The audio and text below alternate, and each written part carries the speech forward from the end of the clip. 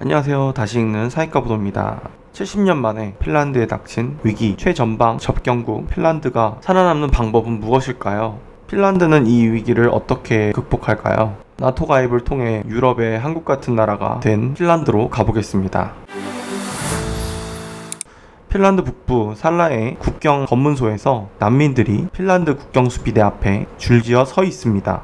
핀란드는 러시아가 난민을 의도적으로 넘기고 있다고 보는 이유는 두 가지입니다. 첫 번째는 갑자기 증가한 난민 숫자, 두 번째는 평소와 다른 조직적인 이동 모습 때문입니다. 최근 러시아를 거쳐 핀란드에 도착한 난민만 600명 이상입니다. 과거 한 달 평균 0에서 10명에 그쳤던 데에 비해 최대 수십 배 늘어난 숫자입니다. 지난 21일엔 하루에만 62명의 난민이 핀란드 국경에 문을 두드리기도 했습니다.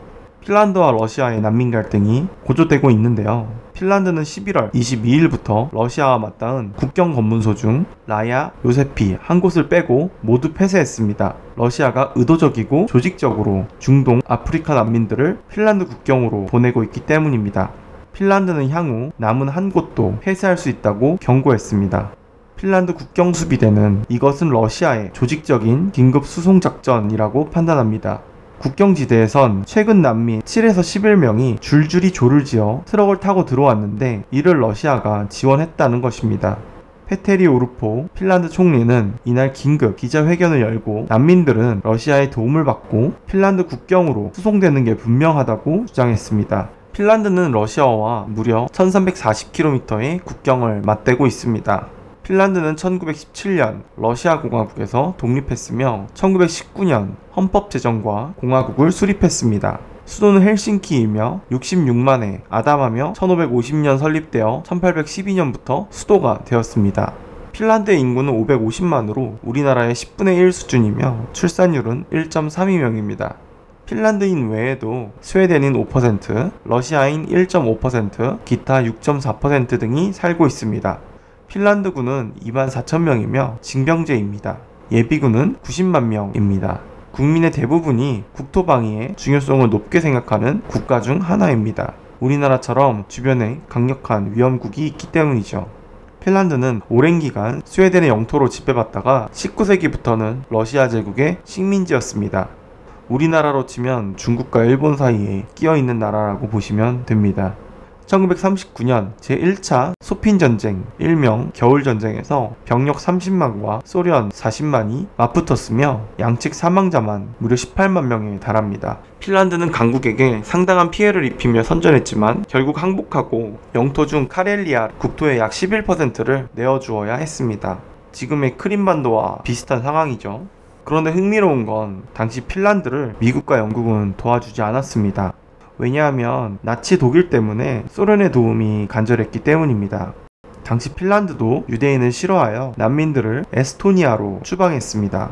소련은 발트 3국을 합병했고 나치 독일은 바로 옆 노르웨이까지 진출하며 양쪽 압박에 시달린 핀란드는 연합국의 외면에 살아남기 위해 독일과 동맹을 체결합니다. 나치 독일은 소련과 결전을 위해 핀란드에 주둔합니다. 핀란드는 안보를 위해 주둔만 원했지만 히틀러는 핀란드와 함께 소련과 전쟁을 선포하는데 이미 소련의 전투기는 핀란드 전역 상공에 폭격을 시작했습니다.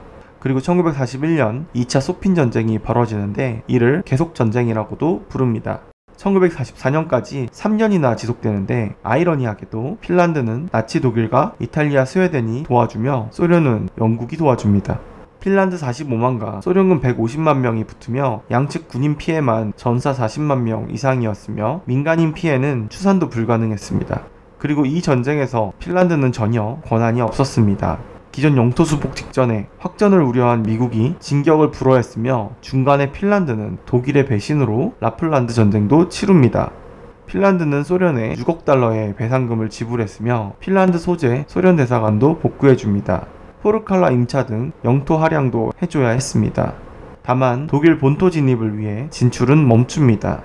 핀란드는 대한제국처럼 2차 대전 추축국이 될 뻔했으나 이승만 대통령 같은 만네르헤임의 외교력으로 전후 처리해서 피해자로 인정받을 수 있었으며 독립국이 될 수도 있었고 자유진영에 남은 덕에 동유럽보다 2배 이상 부유한 나라가 되었습니다. 대한민국사와 굉장히 비슷하죠. 핀란드는 70여 년의 중립 노선을 멈추고 지난 4월 북대서양 조약기구의 31번째 회원국이 되며 이번 사태를 나토 가입에 대한 러시아의 보복의 일환으로 간주합니다. 과거에도 유사한 사례가 있었기 때문입니다. 2014년 러시아의 크림반도 침공을 지켜본 핀란드, 이듬해부터 나토 가입을 논의하기 시작했습니다.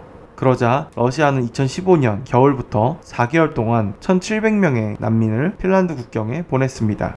이때도 러시아의 공작이라고 의심한 핀란드는 수개월 동안 난민 수용 문제를 해결하기 위해 곤욕을 치렀습니다. 오르포 핀란드 총리는 당시 내무부 장관이었습니다. 당시엔 수천 명의 난민이 넘어와도 러시아와의 협상을 통해 문제를 풀려 했었습니다. 하지만 이번엔 신속히 국경을 걸어 잠그며 강경하게 대응하고 있습니다. 뿐만 아닙니다. 나토 가입 이후 핀란드는 대러시아 외교도 강경해졌습니다. 지난 6월 핀란드는 첩보활동을 이유로 러시아 외교관 9명을 추방하고 자국 내 러시아 총영사관도 폐지했습니다. 러시아에 맞대응한 조치지만 핀란드의 외교 역사에선 이례적인 일입니다.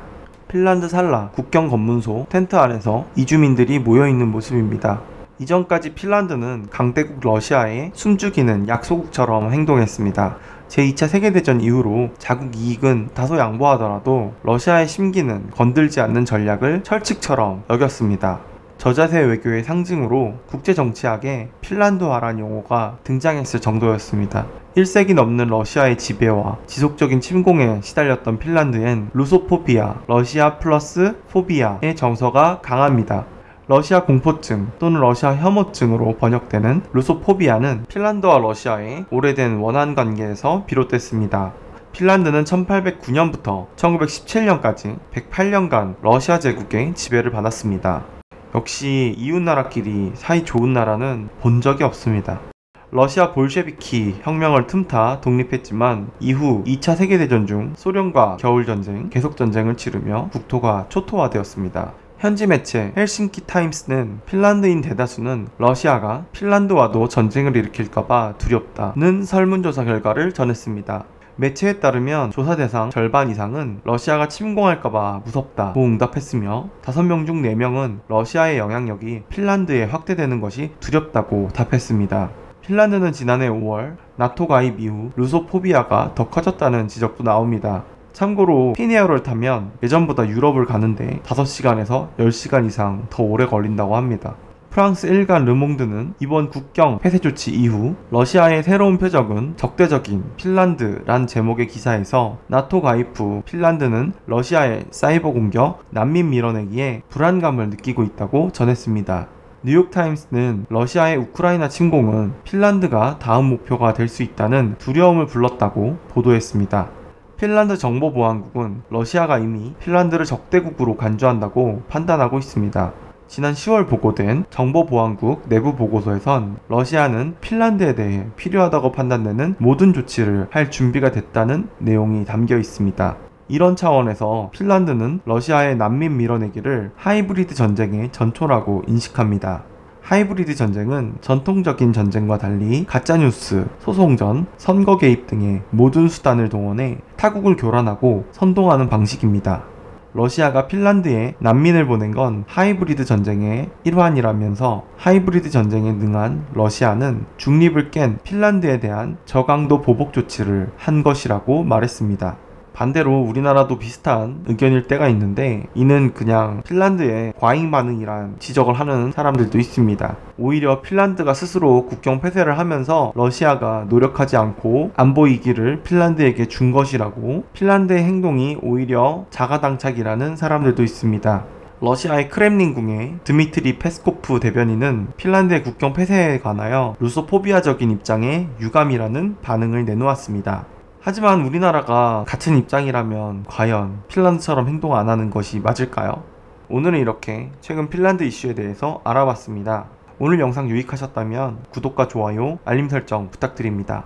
그럼 저는 다음 영상에서 찾아뵙겠습니다. 감사합니다.